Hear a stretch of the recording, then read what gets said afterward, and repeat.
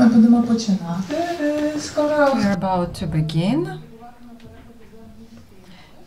If there is a need for translation into English, so please use your headsets, because we will also have Q&A session and questions might be in English, the answers in Ukrainian. On a technical note, when you ask a question, please use the mic, because otherwise our interpreter will not be able to hear and translate your question. Good evening. We are here at the public event, and we will be discussing digital as heritage, Kyiv and Lviv, computers and the beginning of the internet in Ukraine. This is a public event, and this is part of our academic conference that has been going on for 2 days in the Center for Urban History. We started today, we will continue until tomorrow. We will be talking about the history of internet technologies, from the Soviet cybernetics to the local history of internet. Today we will have a broader discussion.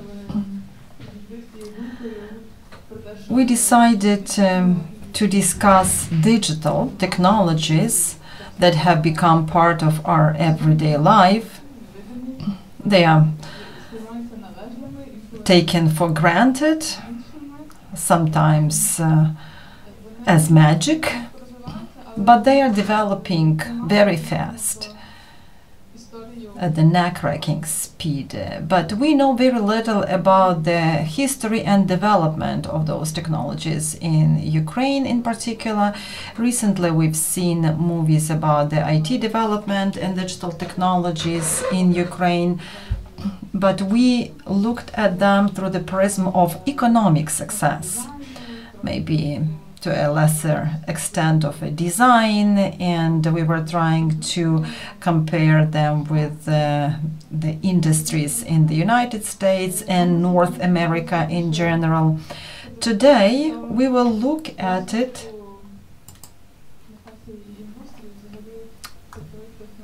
through the prism of digital technologies being developed here. Who are the people behind them? Who are the teams who are developing them?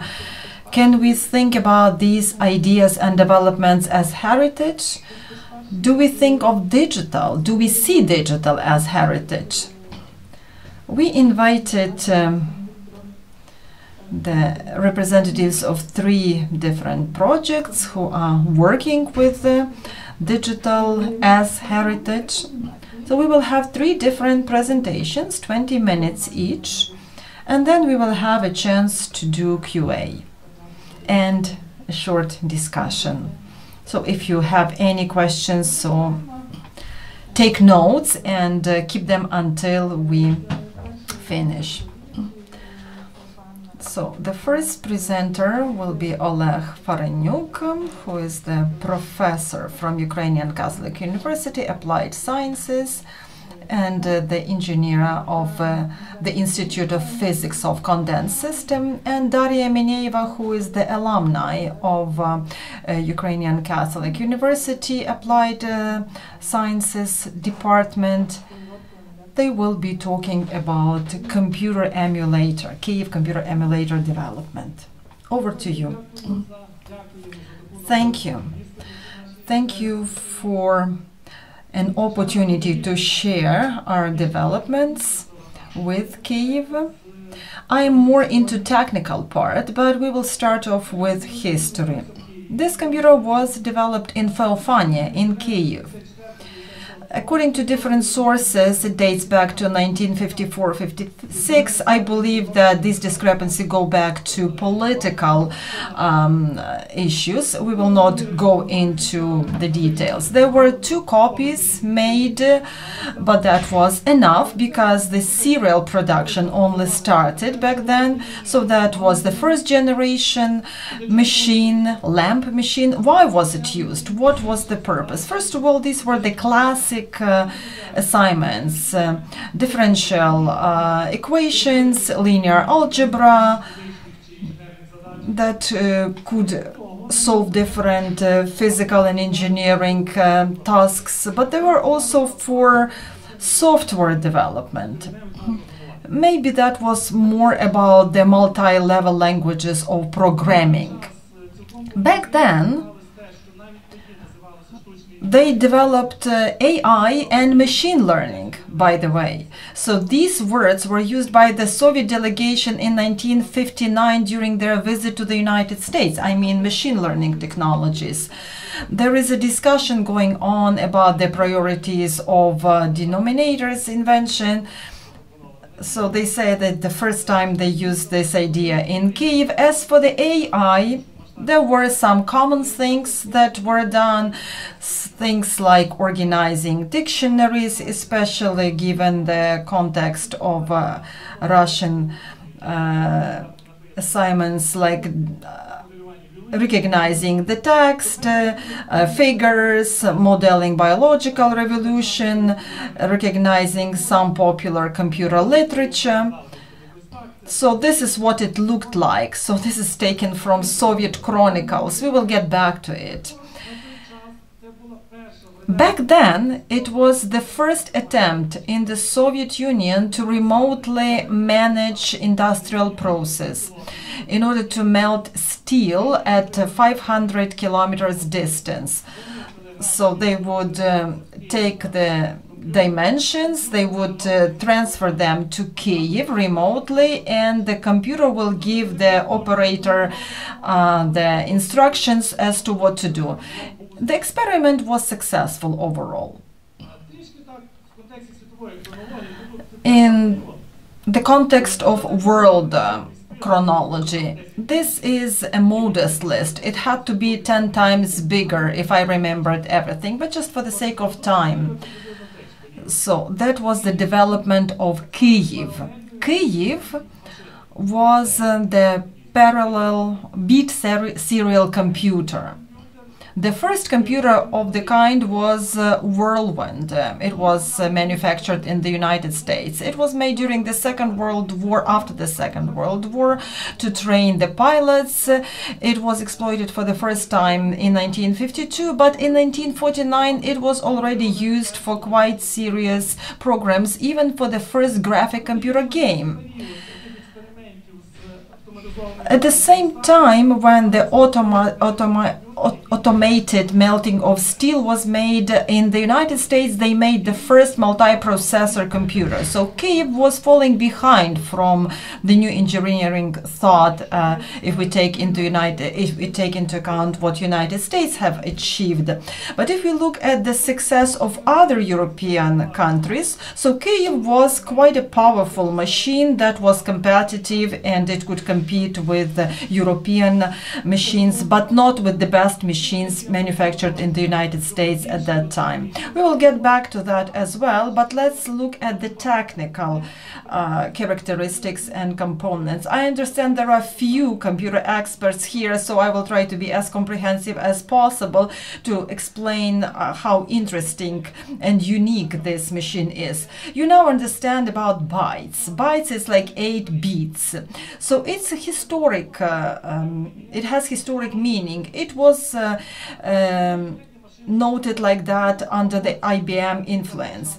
And there is also machine words. So this is the portion of information that is understandable to Kyiv. If we take into account the predecessor of Kyiv, so this is MEOM, which was developed by the same team, so byte and machine word were not differentiated, and it had 41 bit. I will explain it later. Contemporary computers, modern computers, can have the memory that can have a few petabytes. Terabytes, it's nothing of a wonder anymore. Kyiv had maximum 2 kilobytes, 41 bits. So you can actually do easy math, multiply by 41, divide by 8, but it doesn't make any sense here. So the computer performs certain commands, certain operations. It reads bits from the memory and the bits tell them what to do. So the whole family of computers was quite unique because 5 bits, so these were the commands: to add, to deduct, to multiply, to divide. Then there is the first argument in the memory, the second argument, and where the result should end. So we take from here, and then it ends up here. So these are just the numbers of bytes. As far as I understand and know, no other similar architecture did that way. But Soviet computer program was quite impressive because there was the whole family that was 3 address machines. Soviet Union would later copy IBM mainframe and things changed. For the sake of time, I will not dig into this. This is terminology and the code. So the commands that are understandable to the machine are now written this way, using some English words or similar words. During Kyiv machine times, so we used this sort of argumentation, and we had to develop sort of translation for that. So this is the list of commands. Again, I won't dig into that. Machine was capable of doing 12,000 operations a second, 5,000 multiplications, and 3,000 divisions. Multiplication is complex, but dividing is even more complex. So that was quite a good result. Now I'd like to talk about the memory of this computer. The developers used double system, so 3/4 this is random access memory. So this is the code, this is the data, and this is of interest to us. So this is soldered memory. Why was it called soldered? Because they were using the soldering machine. There were sub-programs and functions such as square root operations. If you needed any simple operation like differential equation solution, then you could insert huge cartridge, and there was a code in it that would do this task. For another task you would use a different cartridge that would be the size of a table.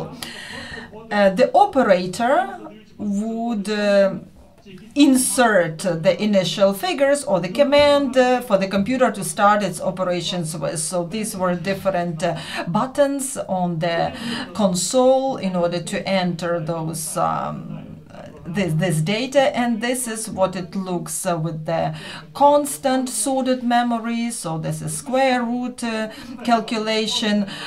Disregard these formulas, but this is what this cartridge for changeable memory looked like, for differential equations.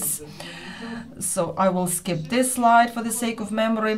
Kyiv machine had a novel thing back then. I couldn't believe it for a long time. It looks modern even today.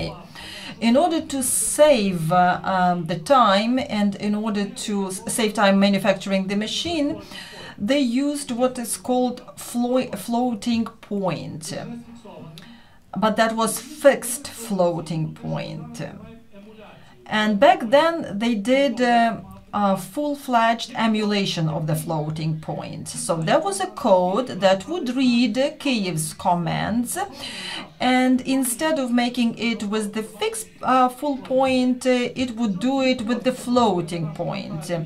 If we just if we try to translate it into the contemporary language, it looks very similar to those who were developing emulator. In summation of this part of my presentation, back then Kyiv was quite a decent machine. Definitely it was falling behind from the top developments, but given the fact that it was developed by a small team in Soviet Union, it was unique. The architecture was also unique. Of course, I would love to talk to people how they arrived at this idea. Unfortunately, I failed to find any. It left trace in the architecture of Soviet computers of the past, but as far as I know, there was nothing of the kind outside the Soviet Union. The team that programmed the Kyiv machine at the leadership of Katerina Yushchenko, definitely it was at the forefront of the computer science, and maybe it would even claim the front, claims the first place. Definitely it's a dubious thing, and it's discussable. If you look at the modern computers, they are very interesting, but they are very alike and monotonous. If we look at the technology development and think how we can make a good quality computer, we can ask ourselves a question. Our students and professors can look at this computer through the prism of the instruments, because that was unusual development, an unusual machine. I will quote Andrew Tannebaum, who is quite renowned in computer science. The computers developed like a spiral, so they go back to the same level. And there are cycles of this spiral that lead us back to MEOM and EOM Kyiv. Harvard architecture of MEOM that was first developed in 1945, the indicators, and the idea that that led us to the concept of RISC. Kyiv was not RISC architecture, but they were forced by the same circumstances. RISC developers wanted to change one module of their processor, and the Kyiv developers were limited in terms of resources. Their technical solutions were similar. Emulation. I was really impressed. I am not an expert in emulation, but having analyzed dozens of architecture of those times, I didn't see anything of the kind. I'd be grateful if you find any that I didn't find. And of course, political component, Soviet Empire, I am absolutely conscientious about that, so they're always trying to expropriate the developments of the nations that were part of its union. Kyiv was developed in conditions that were far from ideal. They would have been ideal if they worked in the West, and of course it was difficult to compete with the US developers because they were working in Kyiv in very humble laboratory. And I'm very happy that my team were a small part of commemorating the memory of Katerina Yushchenko.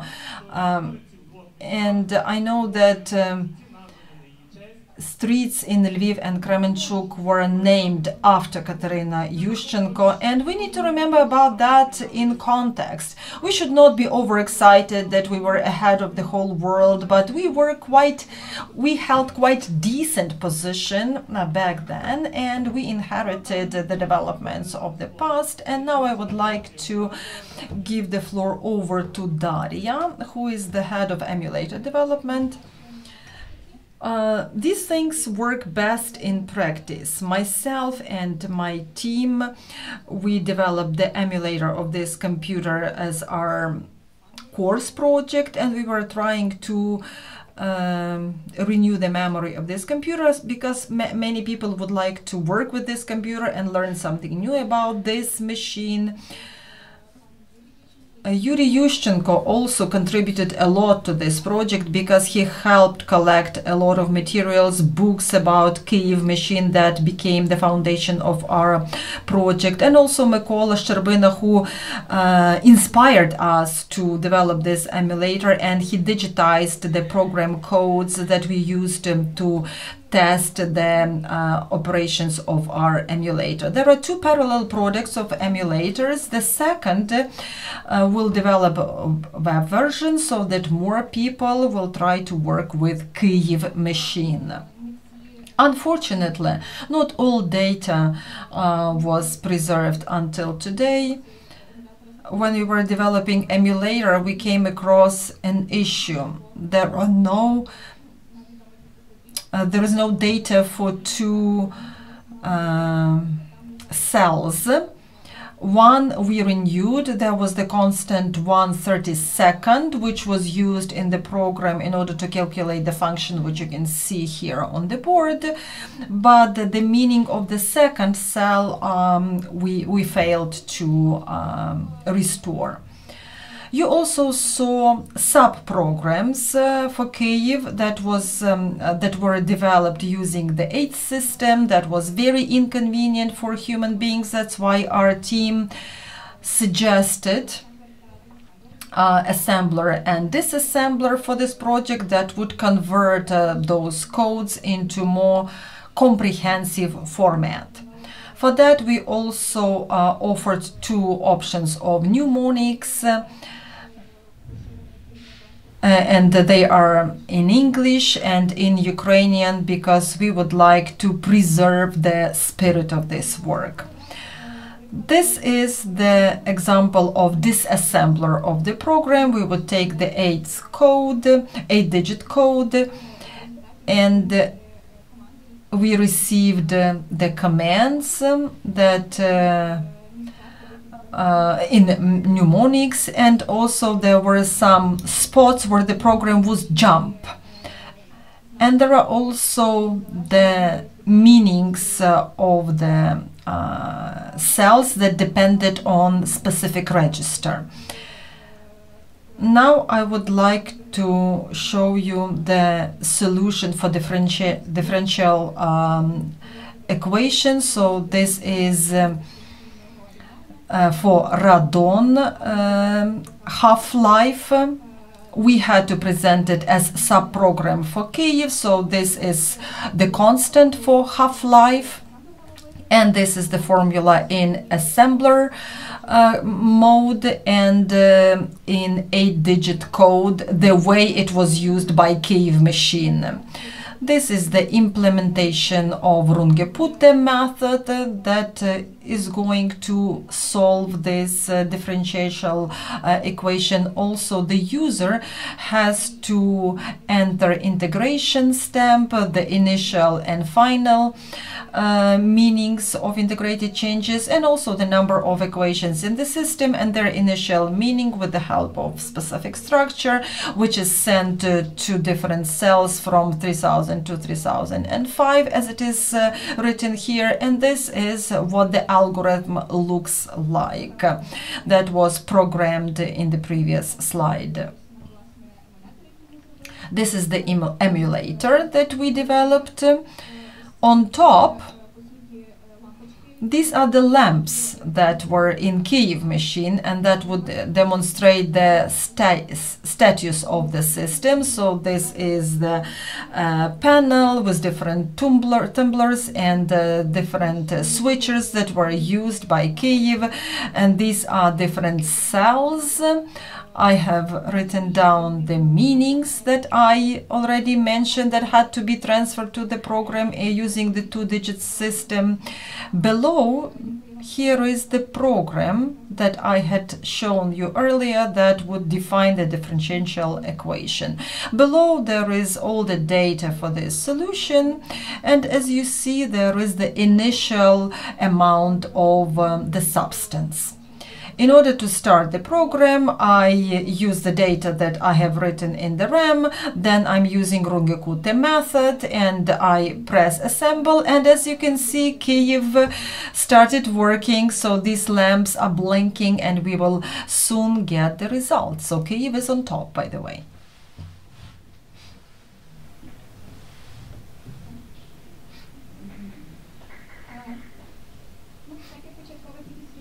Since the initial amount of substance is 0.21, so the correct answer would be 0.207,208. And that is correct. So this is the 2-digit system. So this is 41-bit word that Oleg had mentioned in his part of the presentation. Thank you very much for your attention. Thank you. That was phenomenal, and we were so excited not only to listen but also to see it in action.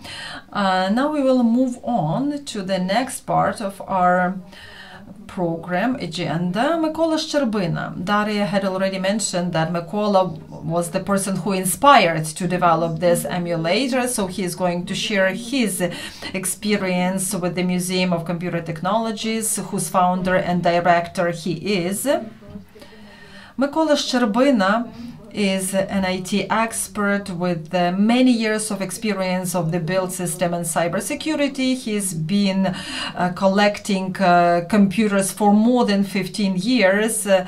Tomorrow we will visit the museum together with conference participants, and we will see his collection and how much work he has done. He has a web page, and he's doing a lot of work in the internet, so I follow his page, by the way. 20 minutes for you, Mykola. Thank you. I'd like to talk about the history of Ukrainian microcomputers, home computers. I'll be talking about the end of 70s and 80s of the previous century.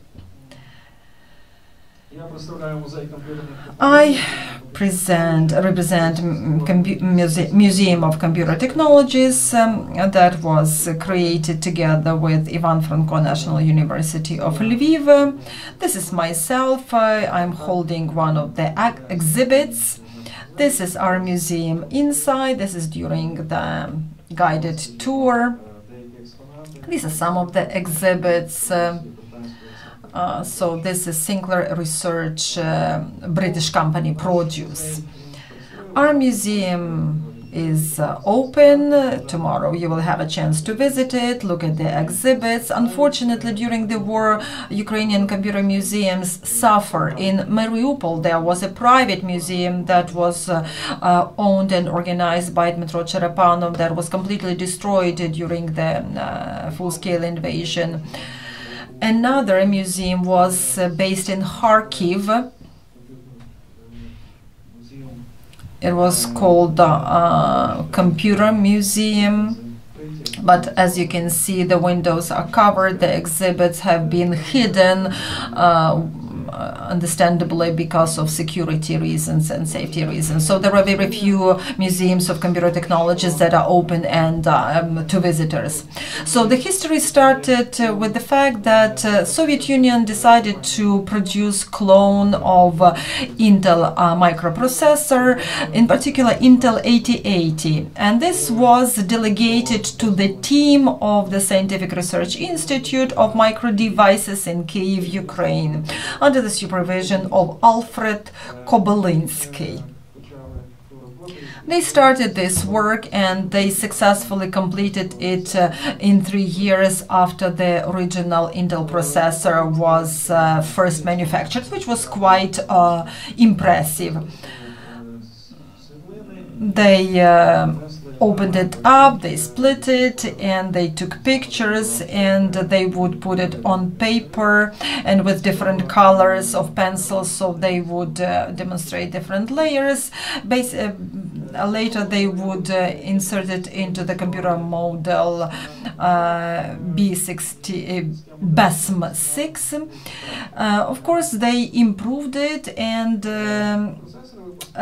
in comparison with Intel, the processors were manufactured in 5 industrial facilities in Ukraine, so that was they are on the board. So microprocessor industry was quite developed back then, and the same group, the same team of developers developed the processor which was called KR580VM1. So that was something in between Intel 8080 and ZM. That was their own development, and it increased the space from 64 kilobytes to 128. It entered new commands and the registered pair. Another processor that the same very team cloned, that was Intel 16-digit processor that was 8086 and 8088, and they were renamed into KR with the corresponding code. We have to understand historic context. In Soviet Union, they had planned economy, and the cabinet of ministers decided as to how many school or home computers there have to be produced and what their models should be. So the main Soviet computer that was developed not far from Moscow in Zelenograd was BK0010. So this machine was compatible to SPU bit K180. It was quite pricey. It was probably like 4 salaries, monthly salaries of an engineer back in Soviet times. That was quite an anecdotal story.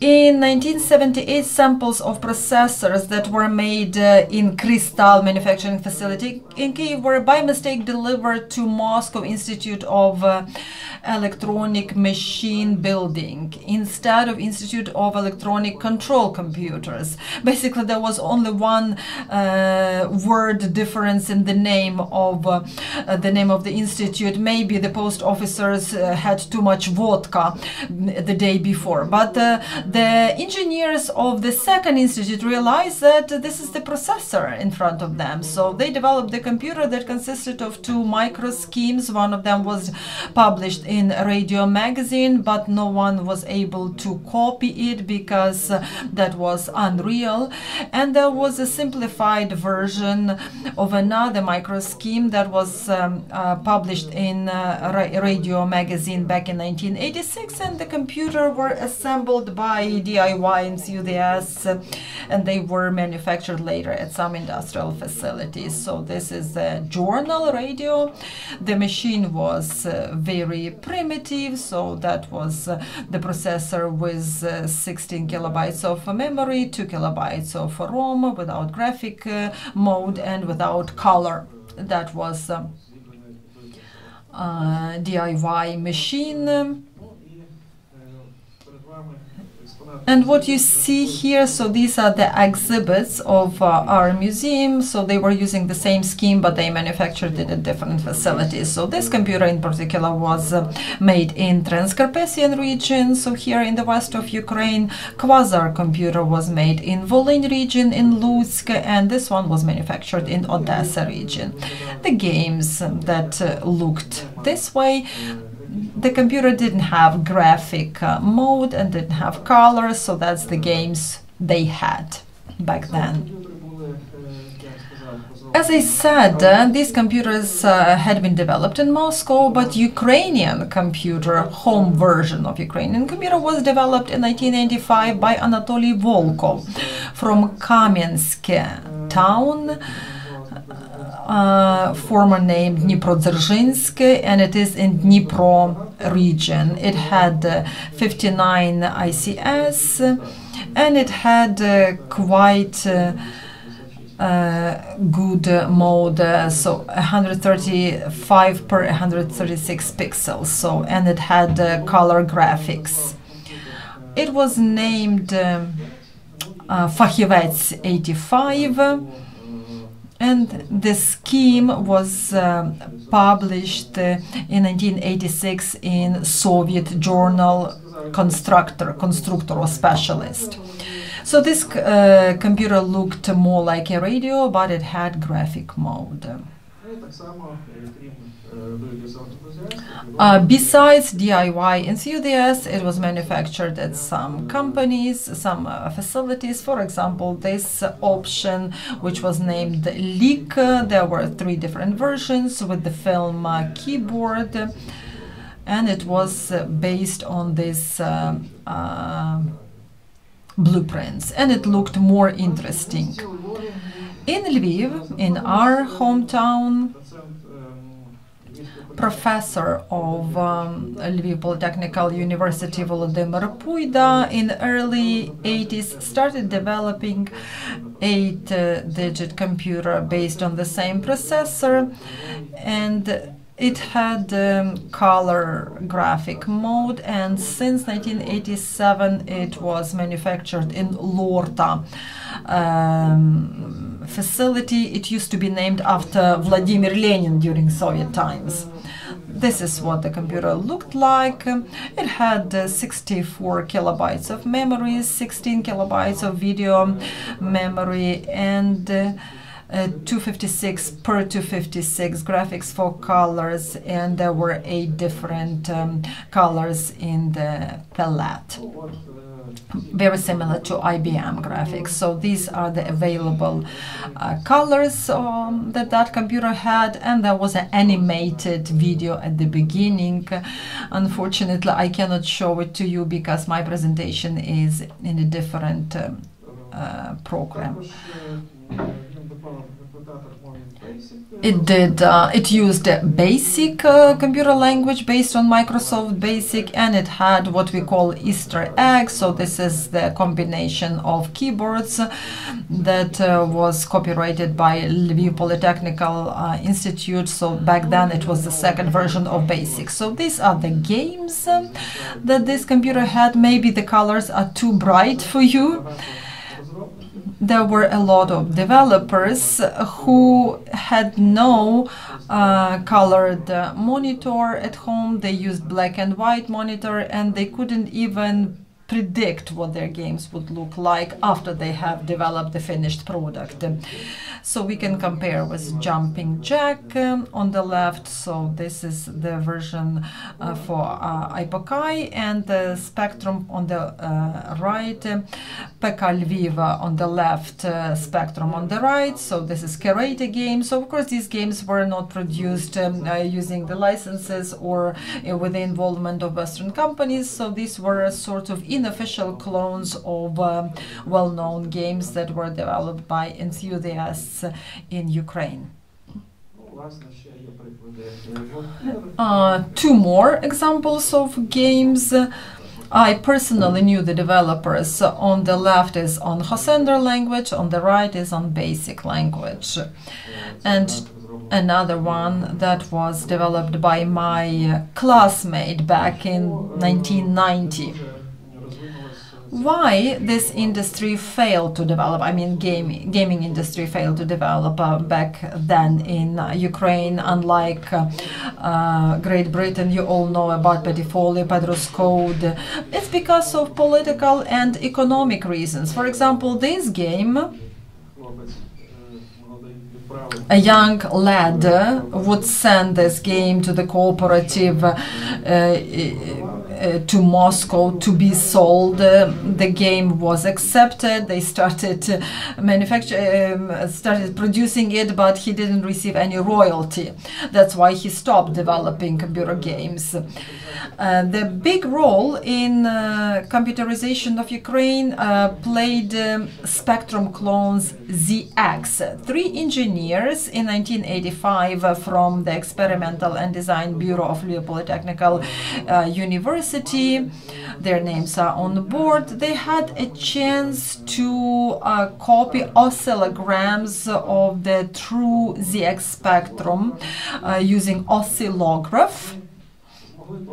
And they could reproduce the blueprints of Sinclair, and they would apply it on Soviet element base. You can see this on the left is the original ZX Spectrum, and on the right is a more complex Lviv variant. It's because Spectrum use ULL microscheme, and our engineers had to use discrete elements, and they succeeded to do so. That was the first clone of ZX Spectrum in the Soviet Union, and this is where the story began. The clones were made by DIY enthusiasts. For example, one of them would take the body of PK10 Lviv and developed it into 48 keyboard that is similar to Spectrum. And these are other Spectrum clones. Tomorrow you will see them in person in our museum. Some of them are here in my images. Robic, for example, was manufactured in Cherkasy, a very good read keyboard, and there is joystick. So this computer was manufactured in Dnipro, and this computer was like a game console because most computers were used to play games. Some computers manufactured by Ukrainians were unique from engineering viewpoint. However, from commercial viewpoint, they made no sense back then. For example, Junior and Argo, these are two computers made in Kyiv. They used remote control Mayak. This is a hi-fi tape recorder that had remote control, but it was wired, and this was connected to the computer, and they emulated the diskette on the cassette. So the cassette was divided into different sectors, and with the help of control of winding, rewinding the cassette, so that was used in order to control the disk system CPM. However, they were just using the tape recorder with the cassette and not diskette.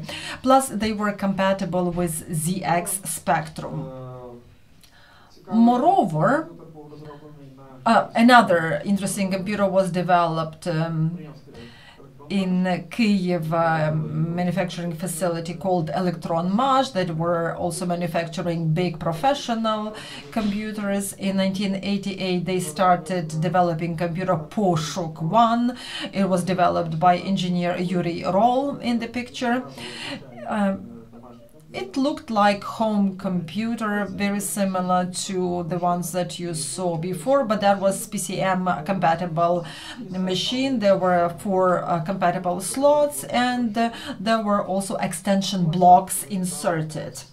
This is what the system looked like with the 2 extension blocks and colored screen. You could purchase the simplest configuration, download the games from the tape recorder, connect it to the TV, but you could also organize a quite decent workstation. So this is a workstation with 4 disks and extension blocks. Later they developed Poshuk 2 computer that reminds PC compatible machines known back then, and it was made using the processor of Kyiv computer. Some other components were also Soviet. At that time it was economically justifiable, but later when we started receiving cheap, affordable Asian computers, so it lost the competition and they stopped manufacturing it. This machine is interesting because it was something in between IBM PC and IBM PC XT, because it used Intel processor that was compatible with the 16-byte machine, and it definitely had better results during the testing.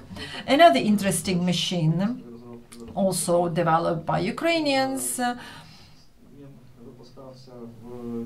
it was made in Dnipropetrovsk region, Zeledonolsk.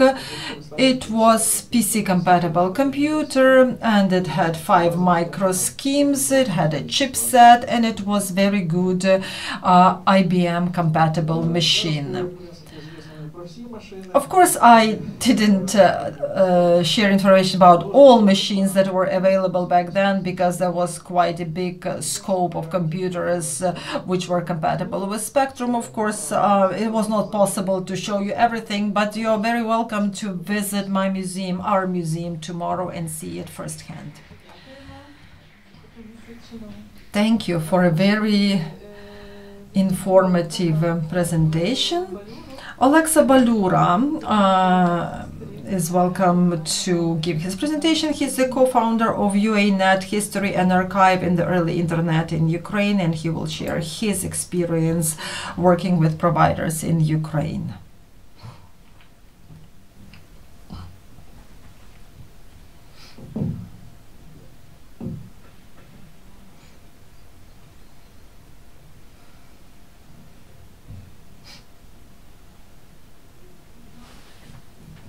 Good afternoon.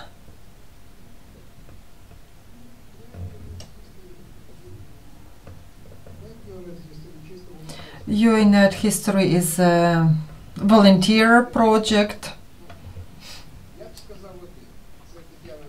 Tatiana Dulinska is probably a sole initiator. Myself and Igor Svirido, we joined later. And also Marina Molchenyuk joined later. This is not the first project in the history of Ukrainian internet, but from what we know and we had seen before, it's either system administrator folklore or storytelling about favorite us, beloved us. We are considering very narrow period until 2005, between the 90s and 2005. The reason is simple, because all actors are still active, they're all competitors. I think that talking about the 90s would suffice here.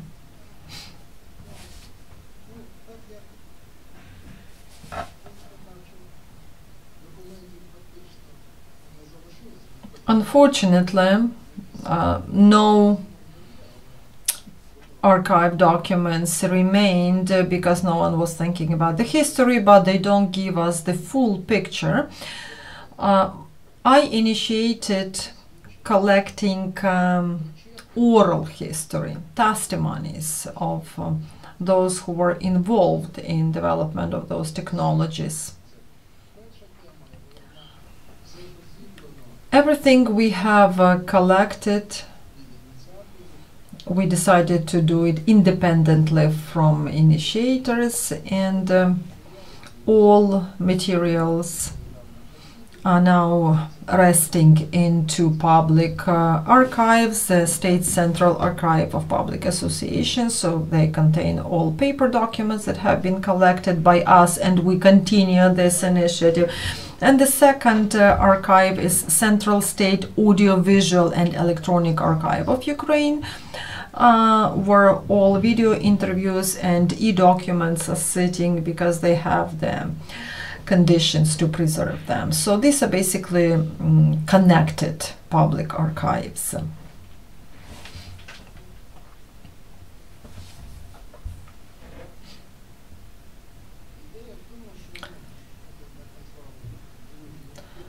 We called the form of collection of oral history a friendly interview, but let me explain why we called it a friendly interview. I was involved in Ukrainian internet development until 1993, from early 90s. That's why I know personally everybody who came into this industry prior to 1995. And in 2000, I incidentally found out that those who entered this industry later, they also know me. Probably they know Igor Svirido more than me, because he is the technical coordinator of UA. He had been technical coordinator before me since 1992 until today. And of course Tatiana Belinska, who is known since 1988 until 2000s.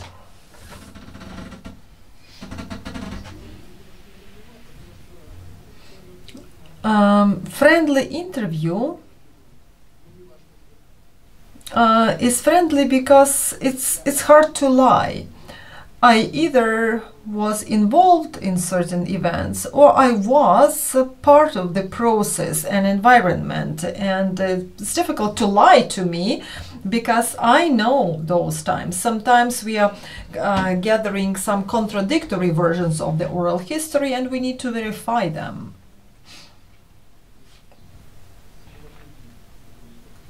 Project sources. These are personal archives, some collected more, some collected less. Virido, for example, he managed to preserve all his archives since 1989, both paper and e-documents. 60% hasn't been sorted out yet and processed. Tatiana Bordun. I also promised to Navrotsky to present my archive already sorted out and processed until the 10th of October. Also teleconferences archives was another source. Unfortunately, we don't have any teleconferences of prior to 1994, so probably the earliest dates back to 1994. And everything later dates back to 1995. These are project timelines. So the idea was born in November 2019. The first interview was recorded in January 2020. You can also take a look at how many interviews were recorded in a given year. COVID helped us to a certain degree because back in 2020 we were all working from home, and it reflects the number of interviews that were recorded.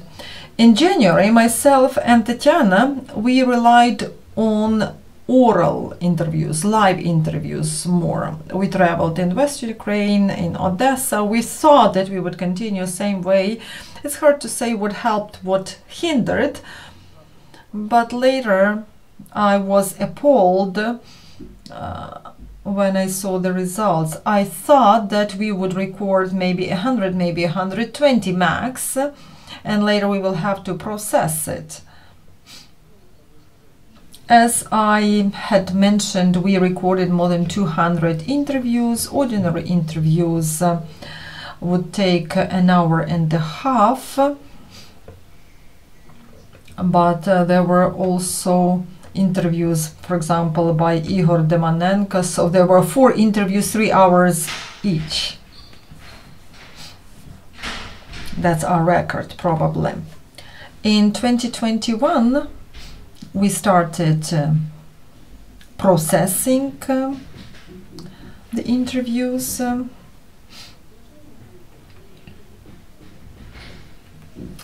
By processing, I mean that's technical thing, just to cut out some pauses. If there were no pauses, we just insert the initial and the ending title so that people understand who is being interviewed. Of course, the war postponed our work in 2022. Almost nothing was done. In March 2022, we started a small sub-project which was called Chronicles, because what we collect, these are memoirs. But end of February, early May, even like the whole March and until the 5th of April, that's what we managed to do. And we had some chronicle testimonies. They have been recorded, but I believe that the rest will be done after the victory. I hope that we will manage to do what we had planned. One more thing that I failed to mention. Part of our materials that end up in archives, so they are with the limited access for 20 to 30 years. That was at the request of our correspondents.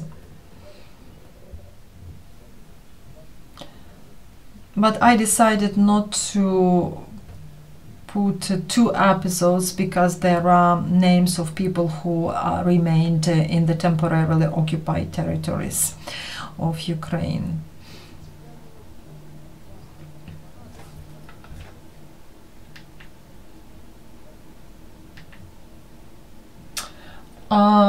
Some of the interesting things. For example, I'll show you my favorite booklet or book.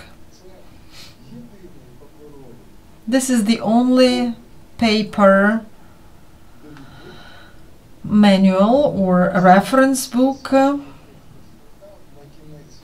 and it dates back to 1992 spring.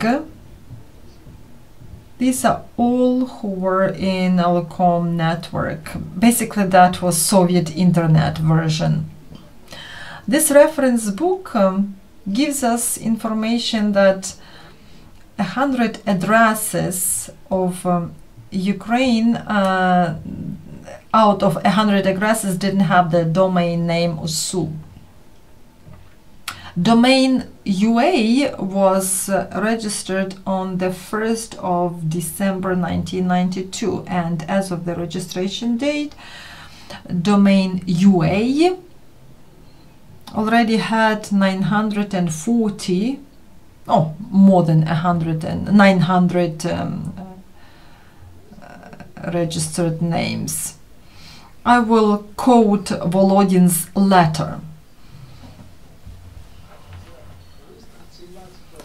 That's the letter of 17th of March 1992. I will quote it in Russian because this is how he wrote it. Let me I would like to let you know that the domain UA temporarily will not be used, and so some other things that he wrote in his papers. Also, we have television programs dedicated to the internet that was called KISS, Keep It Simple and Stupid, episodes from mid-90s and until 1996.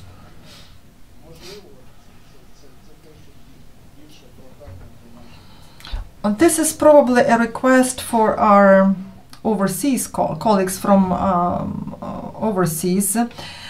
This material is missing in our archives. I'm looking at Patrick with Hope, and we would like some contacts with NASK, N-A-S-K, because these are the people who I want to talk to people who were working there in 1992-93, maybe other cross-border connections that are available. Maybe you have some contacts with Košice, with Slovaks, because in 1996 they wanted to use TV tower, but ours intercepted it and they used it as another independent channel. That's it.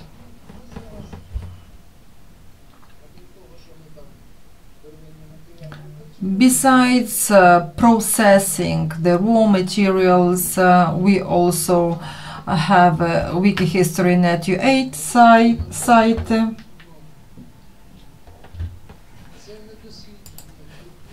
This is not research. This is more like a guidebook for all those materials. I understand that I have to do it while I'm still alive and breathing, because any new researcher will have to spend a lot of time in order to, first of all, read all the materials. It'll probably take at least 2 years. So with the guidebook, it'll be simpler. On my Facebook page, on our Facebook page, there are 60 interview episodes, 3 to 5 minutes each. Yeah, you can take a look if you're interested.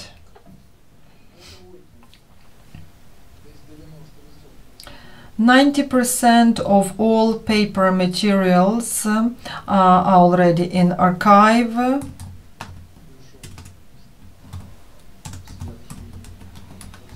We have already been through all archive procedures. For paper documents, the archive procedure will take up to 8 months. So once the document ends up in the archive and becomes available to everybody, it will take 8 months formally. As for the video recordings, so it's even harder. We have already passed like 40% of the materials that we recorded, and half of them have already been validated and examined. So it'll probably take a year to finalize this process. Resources are scarce, unfortunately, and I'll probably need 45 days or so to 50 days in order to finalize all this, but unfortunately I lack time. That's it. Thank you, Alexa. Please stay here. We will also invite Oleg, Dasha and Mykola, because this is our chance to ask questions. We have up to half an hour. Thank you very much for your presentations. I understand that there is never enough time and resource, but we are always happy that you do what you enjoy and are passionate about.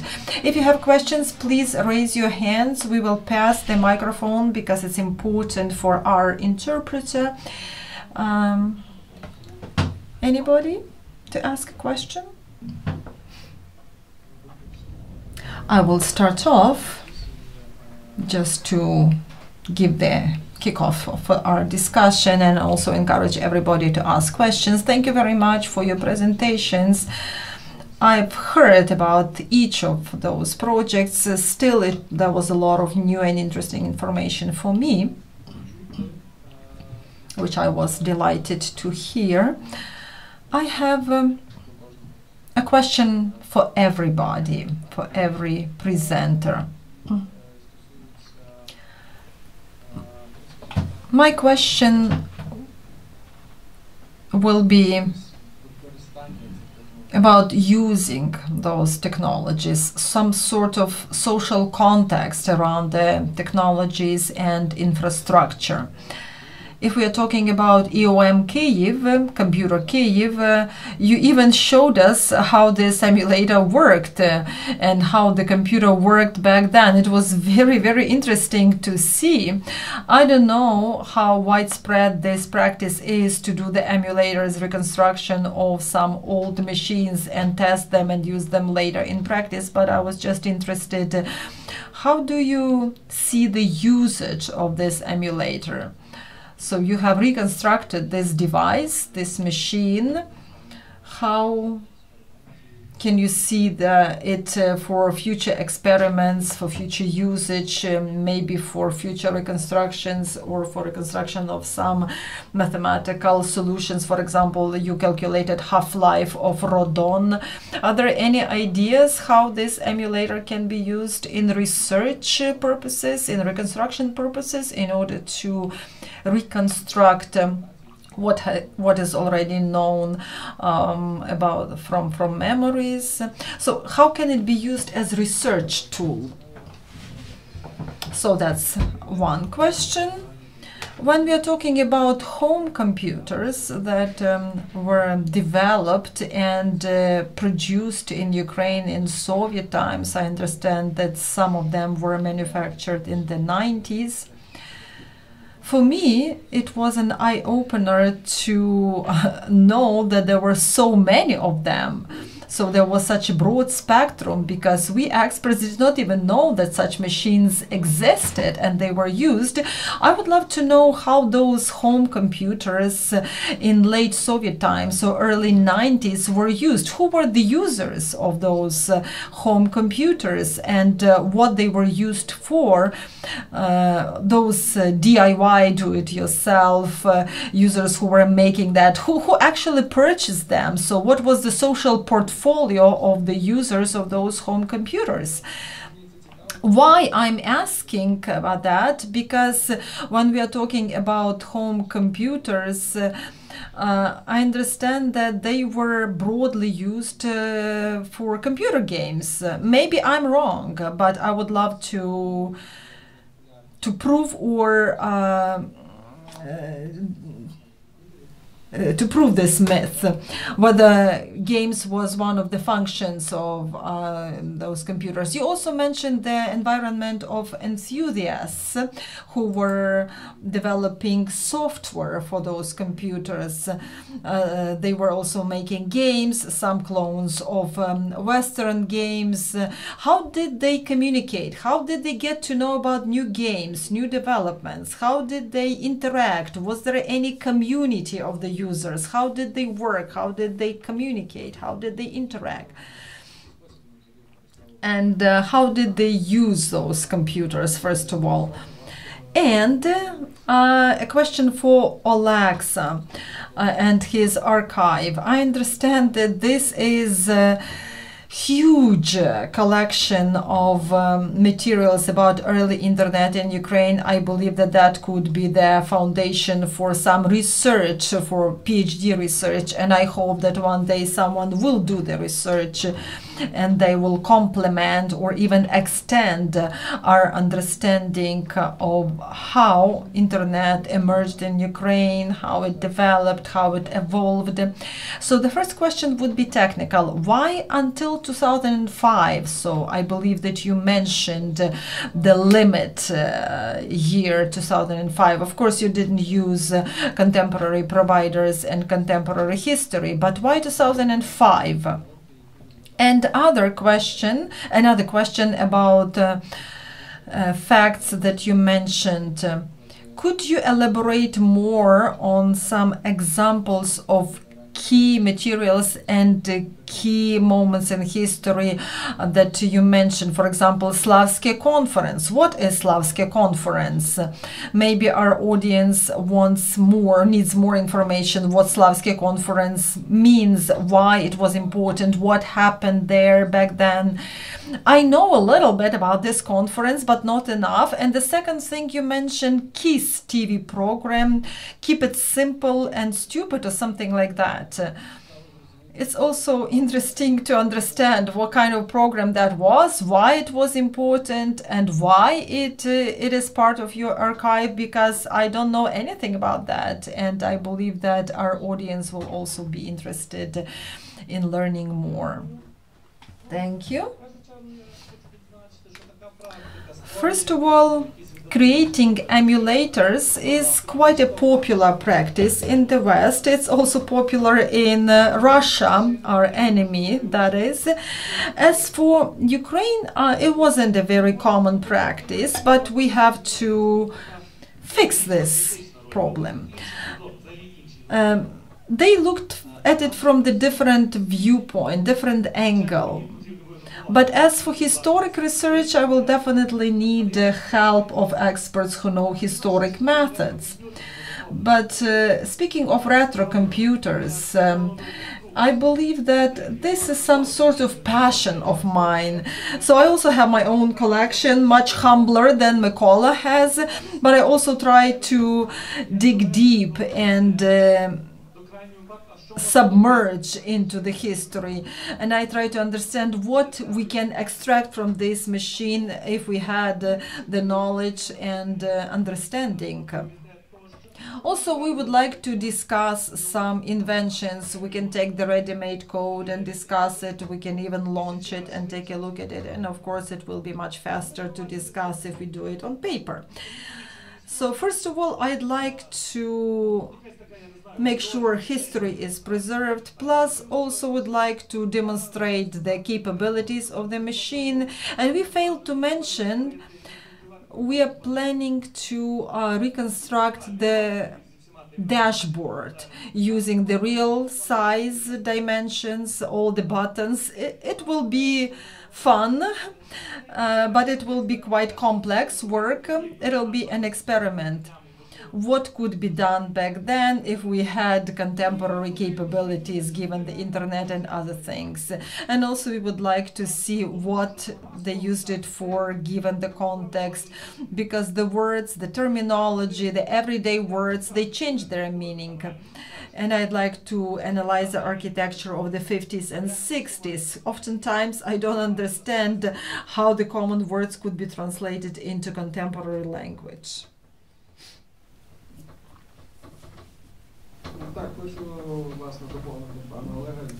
Just to add to what Oleg said, the idea was to do something new and also like a full-scale exhibit of the front panel and put it in my museum as one of the exhibits. Unfortunately, very few items remained, even in the United States. A few blocks remained, but as for the reconstruction of old computers that were manufactured back then, so it exists. There is American Museum that has some of the exhibits. Unfortunately, we don't have physical objects that we could reproduce even theoretically, but we can create some kind of replica. We started with the program model, so it's better than nothing. Getting back to your question,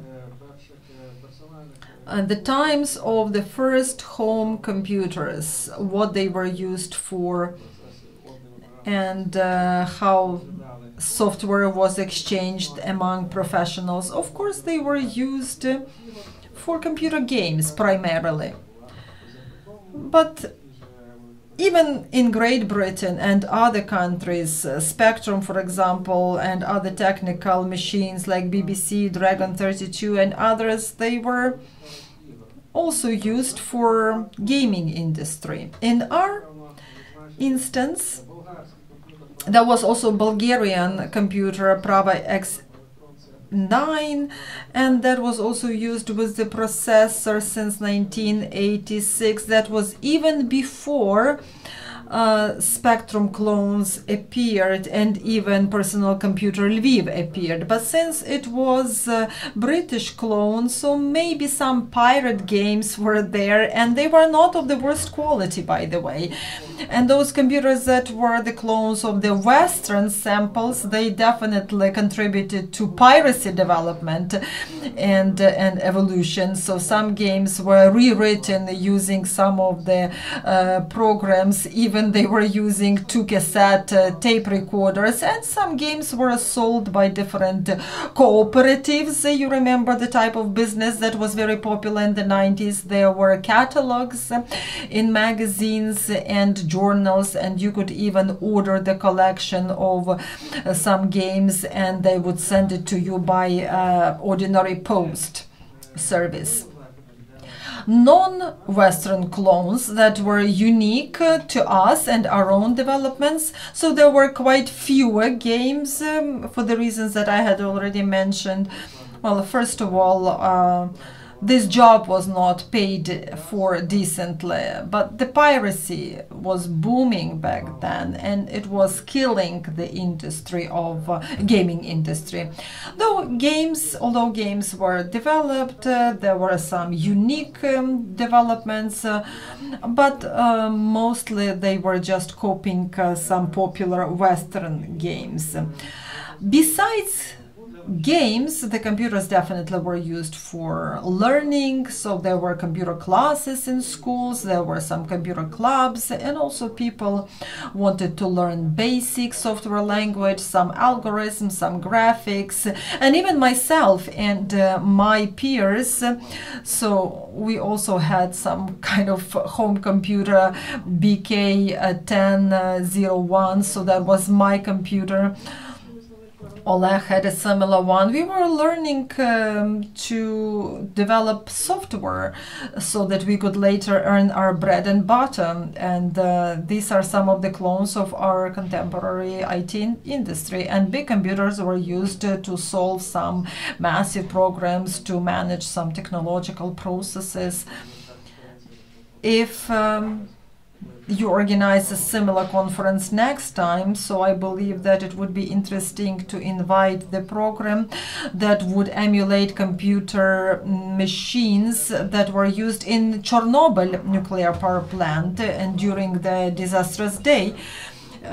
maybe they modeled some chemical reactions, some physical processes, some differential equations. People had some PC compatible computers at work. For example, Poshuk, that was quite popular. Why it was very popular? Because it would allow you to copy the same processes at home that were used in big industrial facilities, including power plants.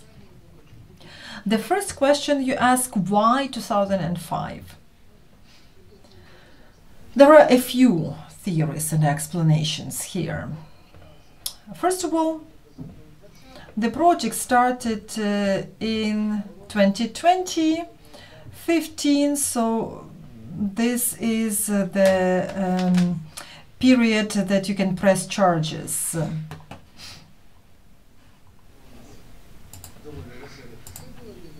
But remember, 90s were quite interesting times.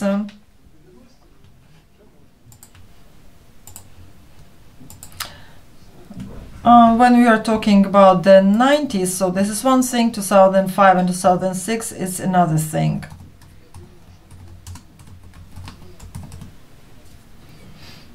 I was talking about the statute of limitation. Our internet is not bad now, but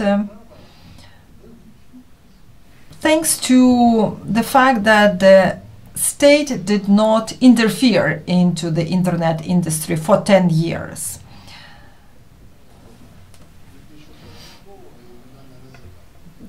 Some people asked me to refrain from mentioning names until 2040. Because these are the names of some public officials of A level, and they helped not to interfere into that process. That's why 2005. That's my explanation. Moreover, 2005 is pretty conditional year, so that's the end of the romantic period in Ukrainian internet development. The first period, these are the 90s, 1990 to 1995. The main, let's say, the key player in the internet industry was a system administrator. The system administrator ceased to exist, the provider replaced him. So there are a lot of examples. I can go on for ages. Since 1995 until the year 2000, the role of managers changed because the number of users increased. And we could even talk about some sort of quality. Between 2000 and 2005,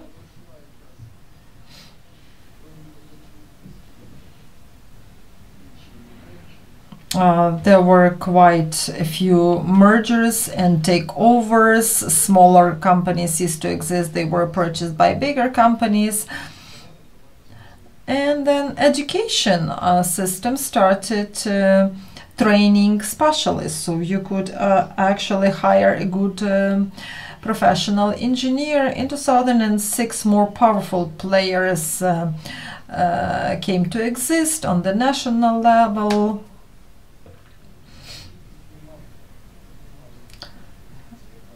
One of the key players, so these were those who worked during the period of romantic internet, but these were different times. As for Slavske conference that I had mentioned in my presentation, that was the first offline gathering of Ukrainian providers.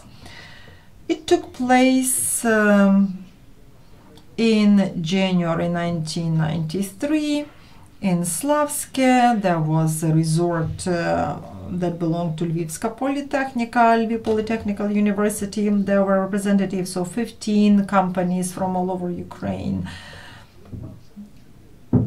3 to 4 companies that were providers back then failed to visit this conference, to attend it. But that was the first offline meeting that gathered not only engineers who were already known to each other because they communicated via the network, but there were also managers, and they started talking about some joint interests. Slavsky Conference was probably the predecessor for the first association of Ukrainian providers in 1993. This association stopped to exist later, and there was no union of Ukrainian providers until 2001. I'm talking about formal unions, official unions, but there was some cooperation, and there was a search for common interests. The Slavsky Conference is interesting because it's the first one. KISS. I mentioned KISS in my presentation. That was a TV program that was on between mid-1990s until 2005. Prior to 1995, where did people find out about internet? From advertisements and from radio. Internet, Fido, this is where they got information from. KISS is probably the first program of the kind.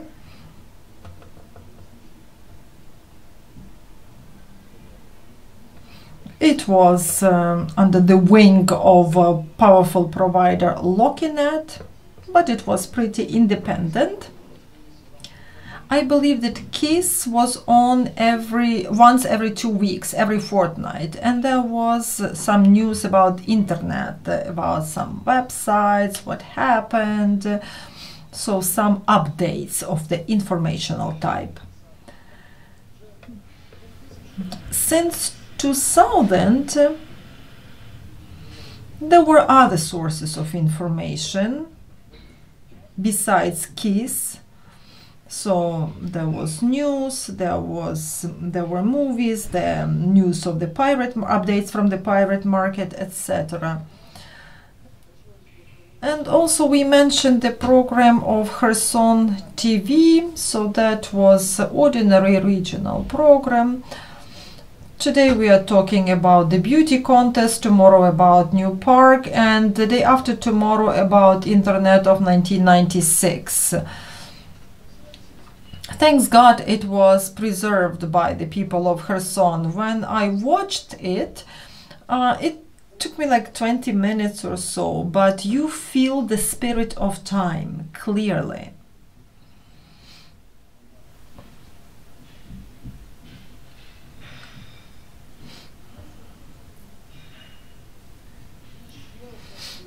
There is another program. It's more of computer type. I also mentioned it. There were a few interviews on the central channels. So, materials are plenty. There is also amateur recording about the declaration of domain administrators. This is how to manage internet. There was this declaration, and there is video recording of this declaration. And 2001, 2006,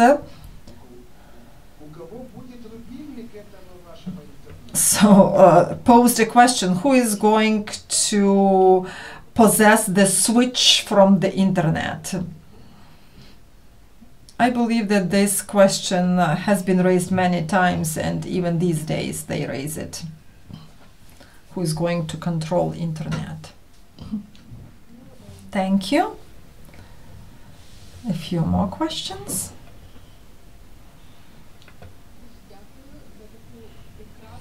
Thank you for this multi-layered presentation. I have a question for all participants, for all presenters.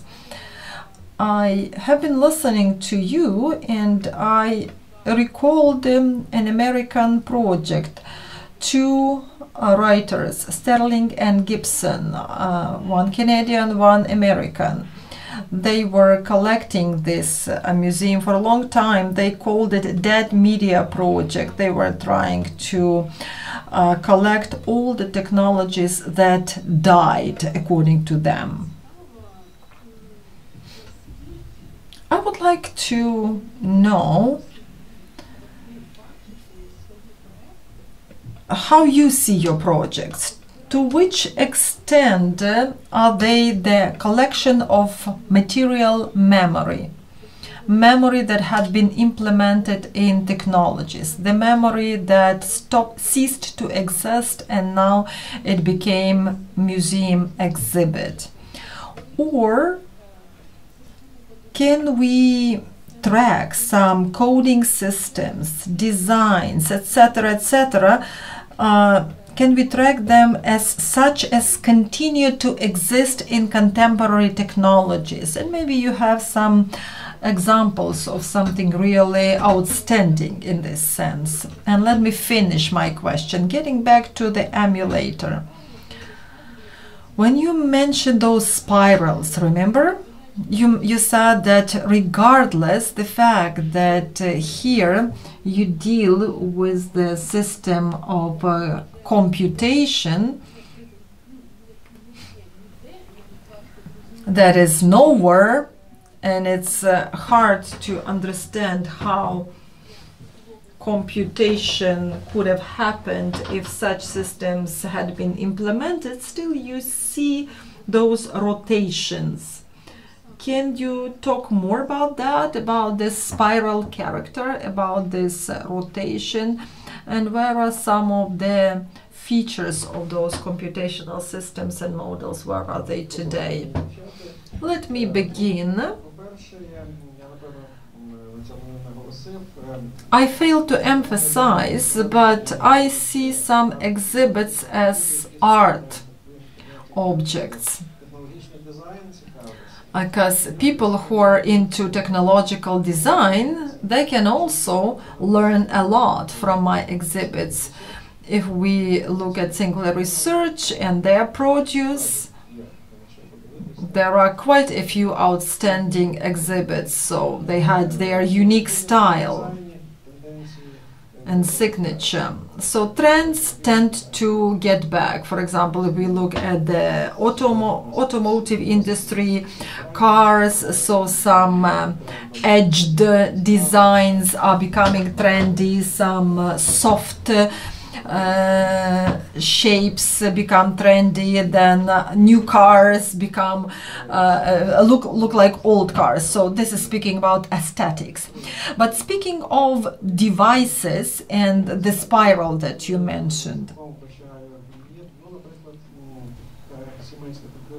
there is a family of IBM 360 computers. They were quite powerful and they were home computers. They had virtual memory concept, for example.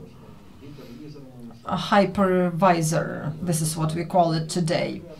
And first home computers were too weak. They had only one processor for all tasks. But once the technologies evolved based on Intel technology, we saw that operational systems of personal computers started using the concepts that were the foundation of IBM's 360.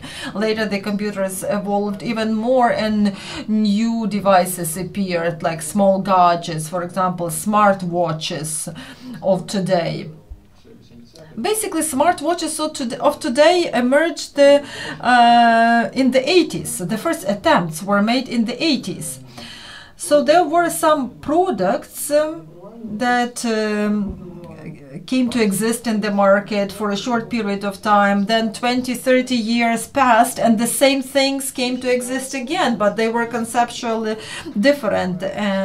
For example, CircLife Sinclair, we know it by the computer Zetam Spectra, but their dream was electromobile. And back then they tried to make something like that, but the times were different and it didn't live. Today, electronic cars, so this is quite a popular thing.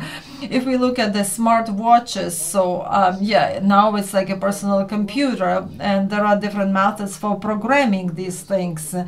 They probably required some economy in memory. And some of the approaches that were used back then found their new life today.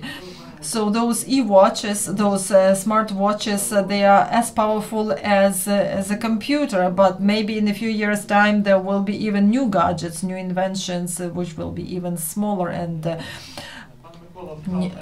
new technologies will be developed. Mykola stole my thunder because I wanted to talk about virtualization, but I have a few more thunders that I can offer.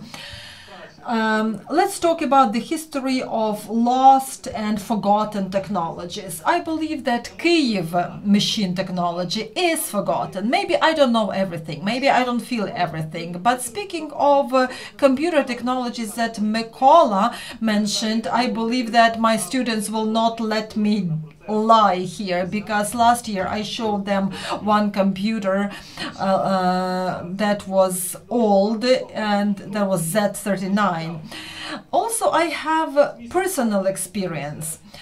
A month ago I got to possess TRS Trash IT. Maybe someone works with this computer these days. So it was made in 1977. I started working on it, and I recognized the computer Z80 that resembles the computer that is contemporary. It's solid, it's holistic.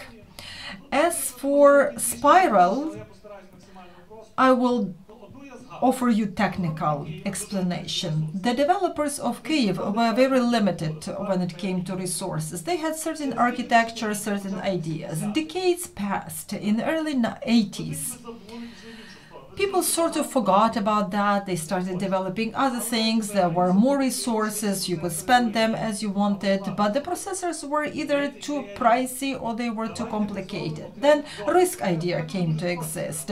I'm of course simplifying all these things. Maybe I will be criticized by my colleagues later on. Let's make separate blocks of the processors that would be super simple. At the outcome, we have this primitive architecture which is similar to Kyiv computer or other machines. A few more decades passed, we have video cards, and you probably heard that AI is based on video card. What is it? Again, you had to process the flow of pixels simultaneously in a very simple way. Of course, it was very difficult in the 90s. That's why they came up with a specialized solution. There were quite a few small mini processors, but if you look at it, so you can see the convergent evolution of simplicity and primitivity. So the same ideas come to exist again under different angle. Another example, I use the term that our computers can perform a lot of different tasks at the same time. Who remembers Windows 3.11? That was a cooperative, and one process says, I have done my job, let others do their job. Then Windows 95 was issued. I'm talking about Windows, but I can talk about any operational systems. Now it was this multi-task method was is not used. But if you look at contemporary service, so it's again a cooperative, and it allows you to do 1,000 tasks simultaneously. Very often I give similar assignments to my students, and I say, okay, this technology looked outdated in the 90s, but now we use it in a different context.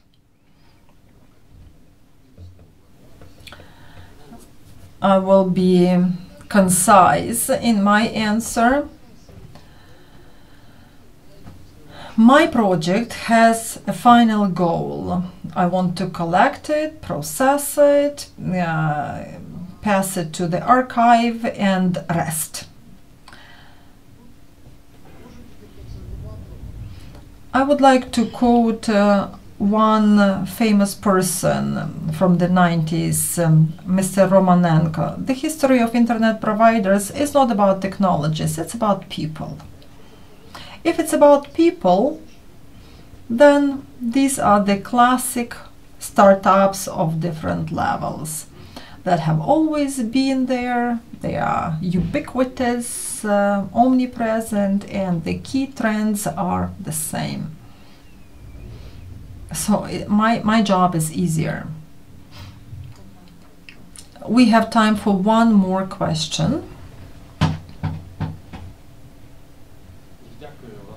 Thank you.